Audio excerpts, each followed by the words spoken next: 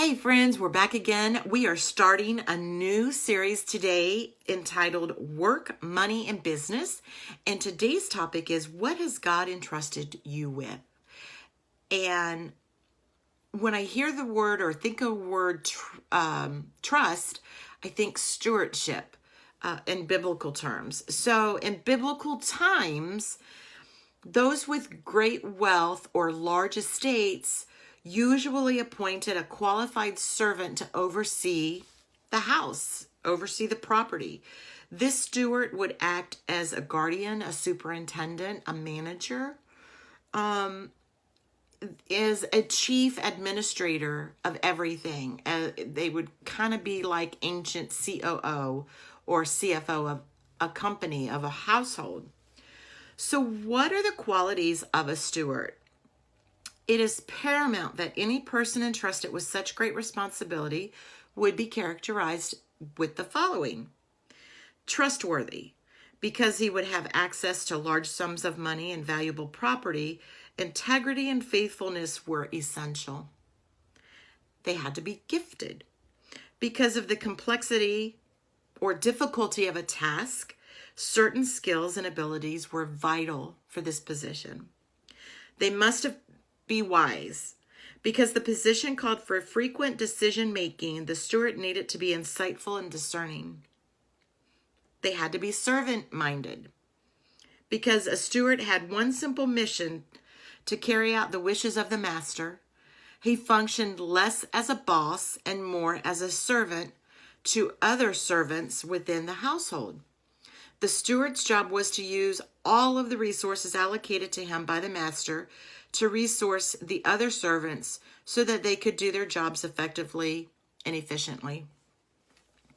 He had to be compassionate, because stewards and caretakers and caregivers, they must be concerned with distributing gifts and resources for the good of all. They had to have content.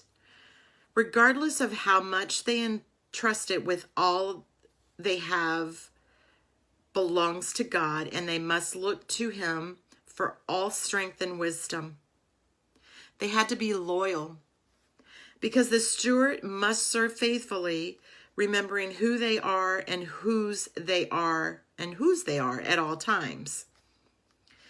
They had to be responsible, because caring for the master's possession and wisely managing resources never ends. So what does all of this stewardship talk have to do with us? Well, the biblical writers borrowed stewardship imagery and terminology to speak of how Christians should function in the church, not only monetarily, but with our whole lives.